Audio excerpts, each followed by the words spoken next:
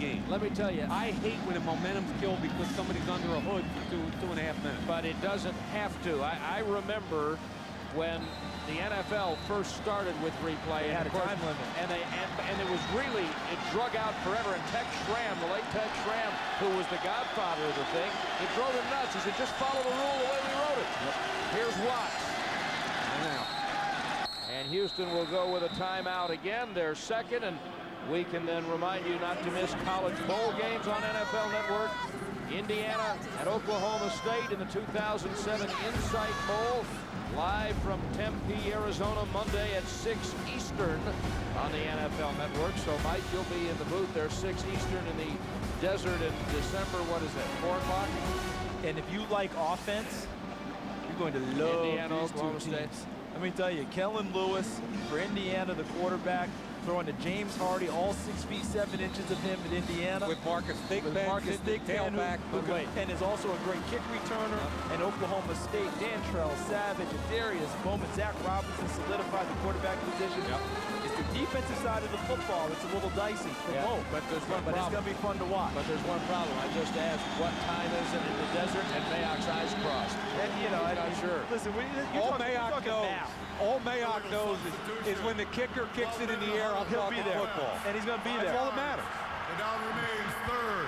I got a producer that tells me what time to be here. They'll send a car and you'll be there. Okay, very good. I just want to make sure. He will be there. When I turn my TV on, I want to make sure I hear your voice. So we had a 5-yard penalty against TCU. Now making it 3rd and about 12. But I still don't believe the ball is going to be in the air here, do you? They've had a history of being a little bit aggressive in fourth quarters of games with leads this year, but if I'm making this call, are you kidding me? Now, I know they trust Andy Dalton, but if he does throw the ball here, I like quarterback swing, draw. swing, screen, Quarterback draw. Yep. timeout. And they weren't going to get the play run, so Houston's only got 1 timeout. You'd have to be, it's a 7-point game. You'd have to be shocked if the ball went in the air. I would be shocked. Yeah. And if you're going to do it, you better throw something pretty safe. But they put it up there a series ago. Remember, here's ball. So the trust in Andy Dalton has really come to the front tonight, hasn't it? Sure has. Dickerson with the catch. I mean, he's made all the plays. Bryant on the sideline. With the miss, game 22 instead of 7. Tight end again, this time Frosh. 7 Frosh. Next year will be a sop. Is that what you said? That's what I Brad said. That's what I said. But Charles, you're right. They put the ball in his hands, and you can see what he's done in the second half. And as the season progressed, you watch tape of this kid, he got more and more confident. He ran the ball better. He understood their option attack better. I hope they hand the football off. Yeah. I mean, Bang. sure. Hand it off. They hand it to Christian. He goes to the 40.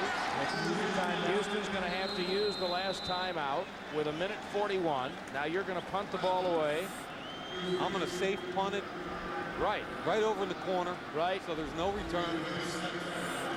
Now, if you were the special teams coach at TCU, what you're telling your guys is, I don't care what happens, there better not be a second thud.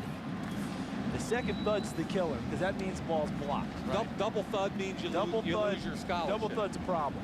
Okay, Double- big right. problem. Right. I remember I was on punt team in Tennessee, and we're playing Alabama, and Cornelius Bennett, great Cornelius Bennett's lined up over me for 4 years. So I tried my best to be friends with him for 4 years, because that's a big man. And we had a key play on punt. And I said, Corny, you coming? He said, what do you think? I'm throwing you out of the way, and I'm blocking it. And I got as low as I could, and I just literally tackled him. Oh, yeah. And said, hey, if they want to throw the flag, throw it. Let him. He's not blocking it. All right. Only 1 thump. Single thump. Oh, he killed this one perfectly. And more to the point, the other guys in the white shirts got down there and didn't let it roll by him. My man Bones dropped it right in there. 6'4", 177. Bones is so skinny, he's got to run around in the shower to get wet. And a great job in coverage by his guys this time, getting downfield.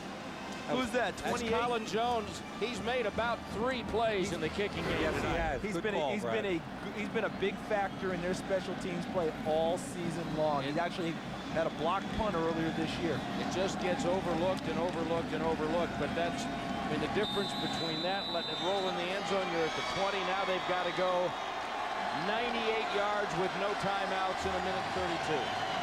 I love this stuff. Now let's watch. You got to find Donnie Avery. Let him push the defender off and come back at about 15 to 18.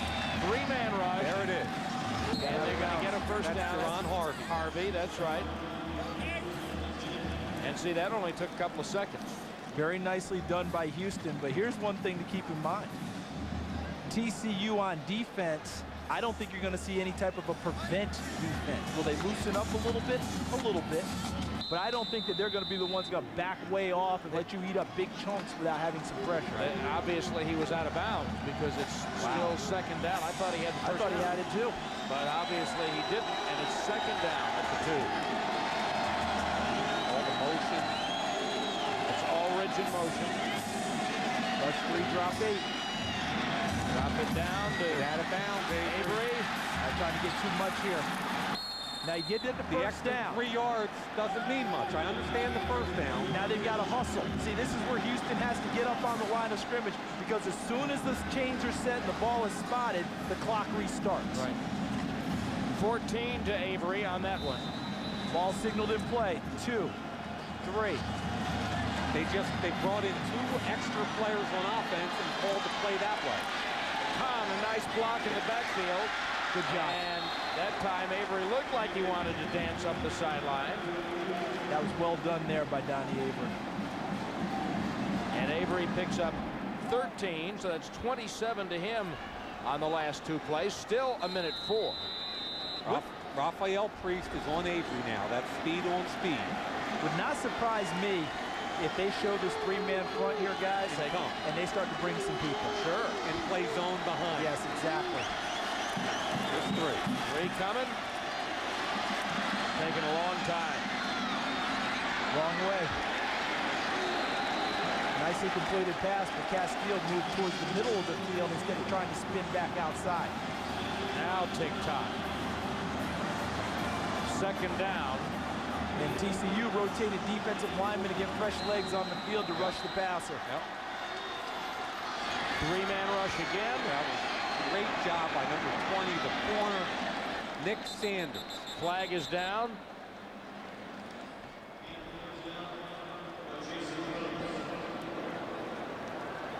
We'll wait for the call.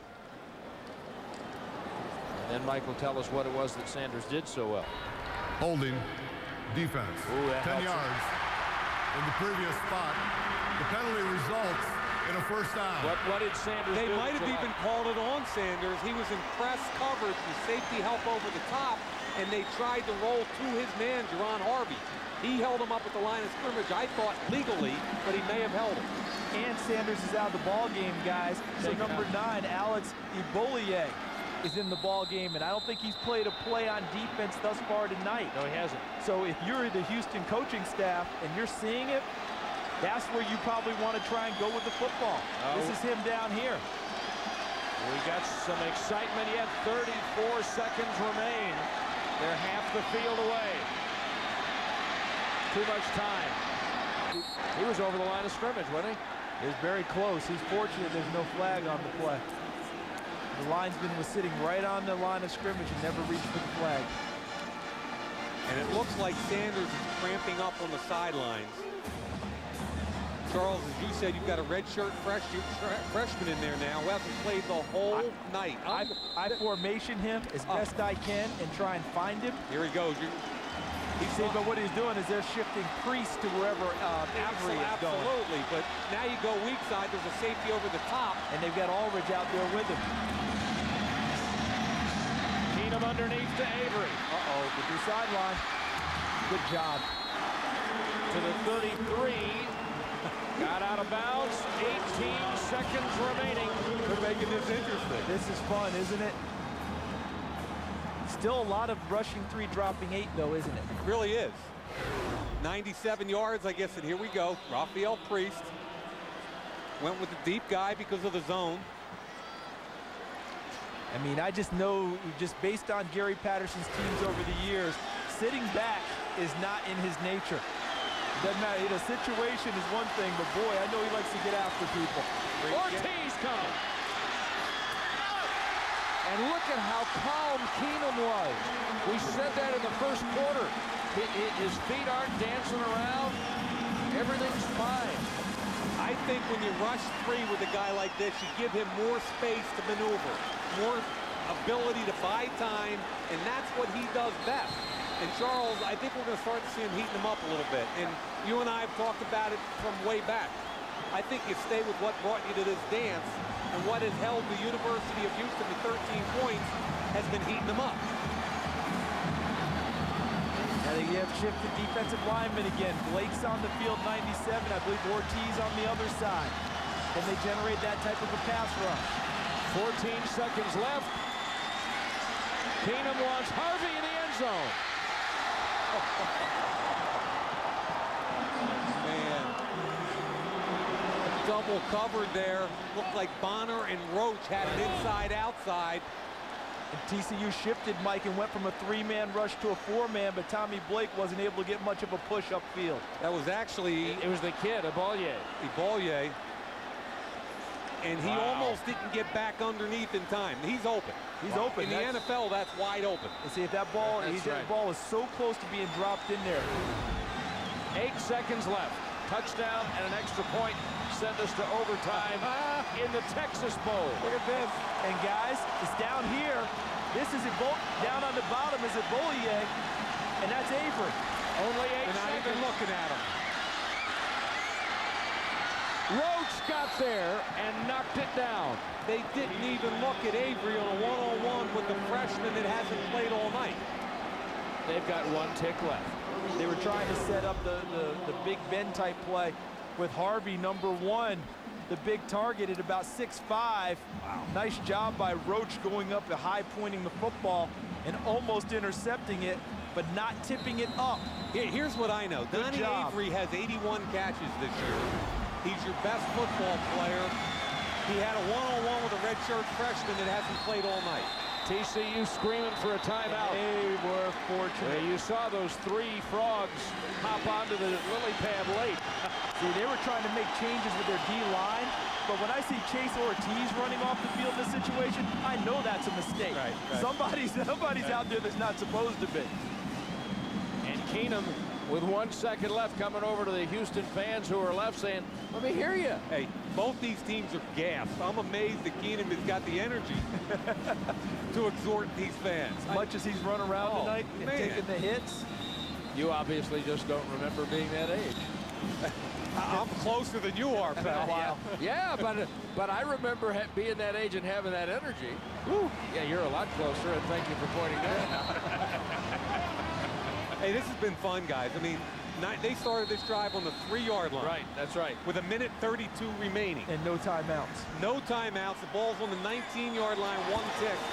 And this kid, Case Keenum, he's fun, Charles. And now you see how the secondary line's right up at the guarding the goal line with Avery working down below. Look at Ortiz. How fitting. Chase Ortiz. The play's alive. The play's alive. And he punted it. They'll call square. We're good. Chase Ortiz put the maraschino cherry on the Sunday. But it's funny, the officials are still saying, hey, you know, ball's kind of live here or something, right? Okay, we're good. Oh, they gave us a terrific show. The TCU Horned Frogs and the Houston Cougars, and the Cougars, by the way, bless their hearts, have still not won a bowl game since the Garden State Bowl in 1980. When they beat Navy. Right-hand side, he ran right past Jeff Akeroyd, took a real deep pass rush, chased him down the far side. Jason Phillips, the middle linebacker, running with it there. He didn't know he could have scored a touchdown. But you called it fitting, Brad, because how about this for Chase Ortiz? His last home game at TCU. 4 tackles for loss, 2 sacks, 2 forced fumbles, and a fumble recovery in his goodbye game at Amon Carter Stadium. How about tonight? He finishes it nearly the same way. Down to Kimberly Jones with the winning coach. Thank you, Brad. I am with Gary Patterson. Are you finally able to exhale? Well, you know, it's every time we play Houston, it's like this. They're very exciting on offense, and we're just glad we ended the season like we did with the win. Gives us a 3-game winning streak and move forward till next year. You've talked about resiliency a lot with this group. Did we see a lot of that tonight, especially the second half? Well, yeah, you know, we lose Joseph Turner, and then defensively we just hung on. They have some good offensive players, and you know, we just scored a couple more points than they did. Coach, it looks like you have a keeper in your redshirt freshman quarterback. Andy Dalton had quite a second half. Boy, he did. You know, I'm excited about him and Marcus Jackson. They've got a lot of years ahead of them. Thank you, Coach. Thank you. Kim, thank you. And Jackson, of course, is a guy who frequently played during the year, but this guy just played too well. The big redhead, Andy Dalton. And Kim, back to you. Thank you, MVP Andy Dalton. I know you were excited yesterday. You're in your hometown of Houston, lots of family here. What does it mean for you guys to win this and for you personally? It's great. You know, it was a great opportunity to play in the Texas Bowl in Houston, hometown. You know, I just give it out to those seniors. They're the ones that really needed this, and we did it for them. Describe for us those anxious moments as Case Keenan's working his magic at the end there. Yeah, he was doing a great job moving them downfield, and I was just hoping that we could just get one big play, and we finally got it at the end, and you know, it was an exciting game. You were a different quarterback after halftime, Andy, and your team looked a lot different. Give us a hint of what the pep talk was like from Coach Patterson. You know, we didn't want to bring the seniors out with a loss. You know, we did it for them, and you know, we just fought hard. Congratulations, Andy. Thank you. Thank you. Kim, nice job down there. And so, fellas, we've got TCU winning the Texas Bowl over Houston 20-13. But Charles, they gave us a heck of a show. It was a terrific game all the way through, and it's one of those games where it didn't quite live up to what we thought going into it. Now, when I say live up, meaning we thought Houston fast break offense, a lot of points. TCU, this became a game that even though it wasn't at the pace that Houston wanted, they still had an opportunity to win it. And TCU always has and always will play great defense when Gary Patterson and Dick Bumpus are around. And the thing I'd like to add, Dalton deserves the MVP. I would add a co-MVP to that, and it would be Brian Bonner. Helped on defense, helped on special teams. And once again, the final score from the Texas Bowl, TCU 20 and Houston 13.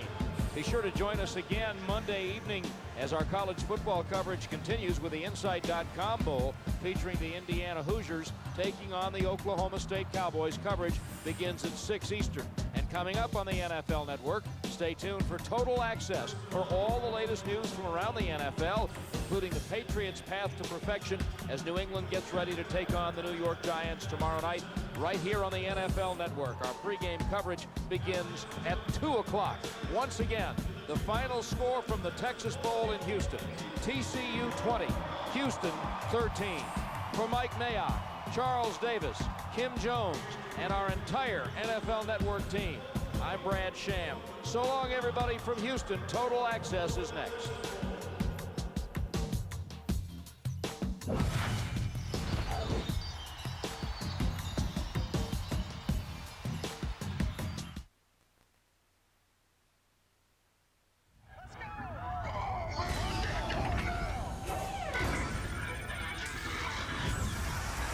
We have reached the destination on the path to perfection. Both Grove and Edsel stayed, for now that is. And Dave, you get a sense down here that both coaches are looking at contract extensions and a pay raise. You know, and it is really refreshing, and I'm sure you'd agree, Andre, when you see a pair of coaches who don't look at other jobs and say, you know, it might be better there. They're content where they are. Well, to be quite honest, it's tough sitting in some of the meeting rooms with some of the egos that you have to come across in college football when it comes to head coaches. But these are two guys that have a refreshing personality that just kind of infuses the room. And when you're there with them and you're talking to them on the phone during a conference call, you just sense the love that they have for both this UConn program as well as the Wake Forest program. When you hear Jim Grove and Randy Edsel say, you know, it's all about the kids, it's easy to believe those guys because based on what they've done throughout their careers and where they are and where they want to be. And, you know, Randy Edsel is one of the higher paid coaches in the Big East. He does have a pretty good deal and certainly would have been paid more had he gone to Georgia Tech, and he'll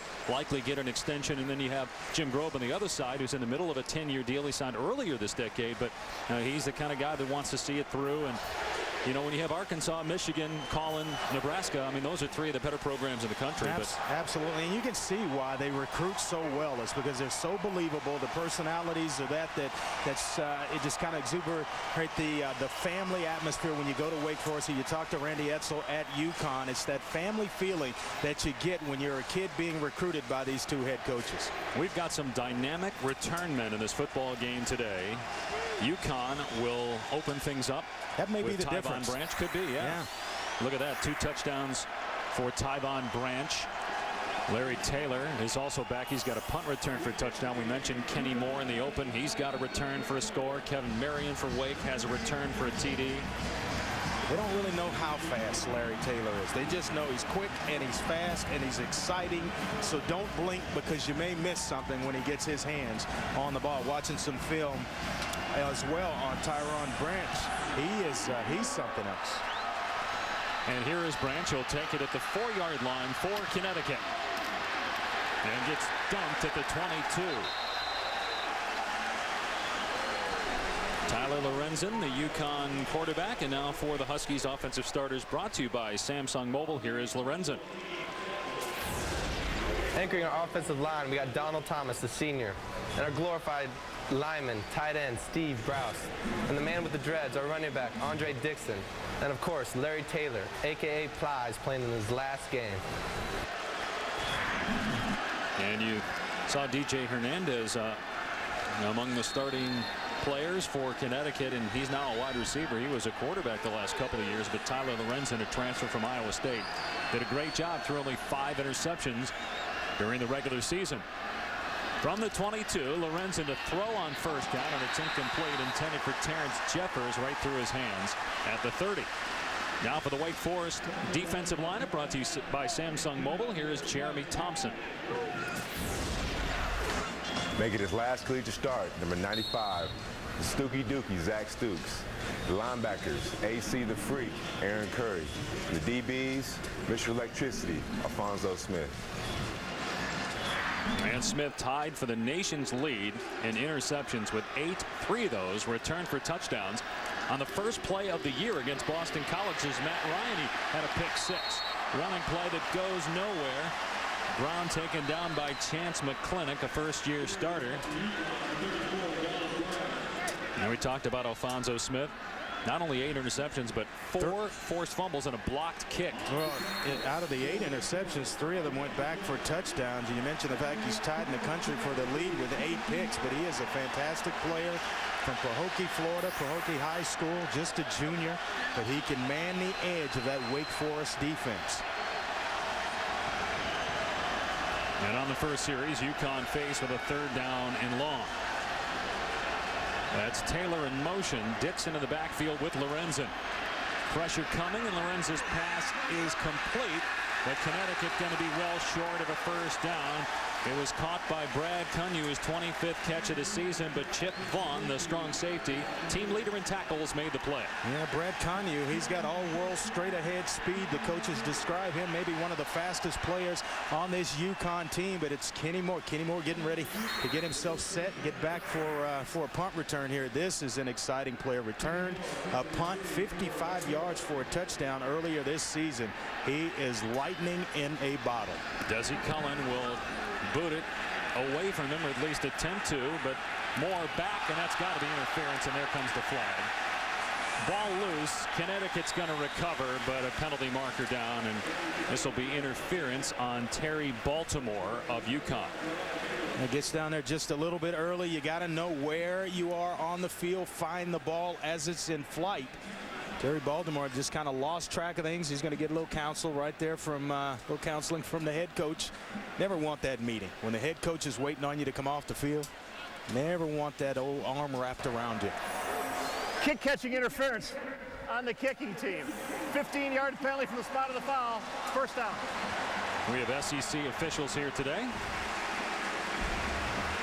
You see right here as Kenny Moore is just ready to fill this thing. Mr. Baltimore just steps in a little bit too early. Just got to know where the ball is, where it's punted, find it. If you're a gunner getting down the field, locate it. You see the fair catch signal go up. You got to just kind of get yourself out of the way. And now Riley Skinner, 2nd in the country in completion percentage at 72%. We'll start with pretty good field position. At the 38-yard line, he'll find Kenny Moore out in the flat. And Moore with the catch. Don't know if that'll be ruled a reception or a running play, but he needs only 2 catches to set the ACC single season record for catches. And now for Wake's offensive starters, brought to you by Samsung Mobile. Here's center Steve Justice. Starting up front, we got the Hogs, starting with Dr. Lewis Frazier, left tackle, right guard, Chris Aguirre, security.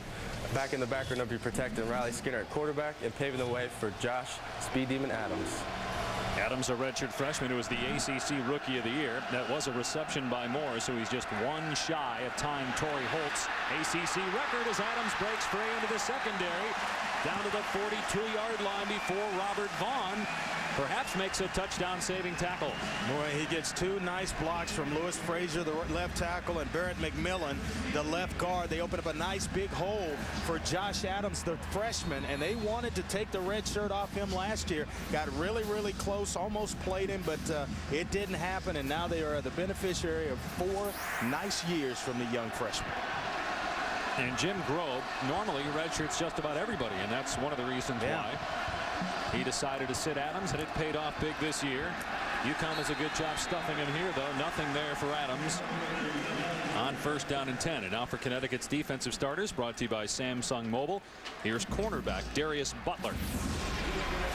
All right, introducing the Dog Pound. On the first level, we got Dan Davis, the Beast. On the second level, we got Danny Lansana playing his last game as a Husky.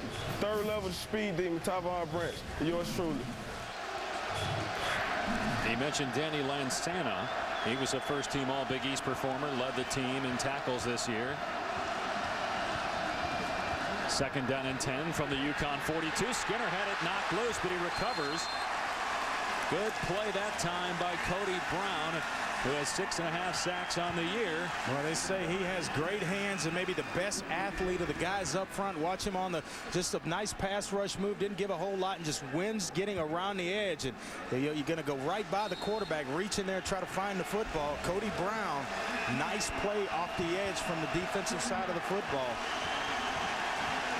The two defensive ends for Connecticut that start have combined for 15 sacks. Julius Williams and Cody Brown. Yeah, Cody Brown started the first 6 games last year before breaking his arm and missing the remainder of the season, but he has played some good football for UConn this season. And this right here is not Skinner's strength. 3rd down and 18, but he is going to try to show off the arm, and he's got an open man, but it's incomplete off the hands of Kevin Marion, who has dropped some touchdown passes already this season, and he couldn't hang on to that one. Beautiful toss, though, by Skinner. Well, if there's anybody on the team that can go get that, is Kevin Marion. He's part of the school's 4x100-meter relay team, and you see him there just trying to lay out for him. Well-thrown football. That's one they always say, if it touches your hands, you catch it, but when you're going 100 miles an hour, it's tough to pull that one in. He holds the Florida high school long jump record. I think you need a little bit longer jump right there, and he would have definitely caught that. But describe him as a track athlete playing football. Here's Sam Swing, an All-American last year as a punter and a kicker, but Jim Grobe says he's not had a great year punting. Does a good job angling that one deep, and Taylor tripped up at the 15-yard line. So no score early in the Meineke Car Care Bowl. Kevin Marion wishes he had that last play back.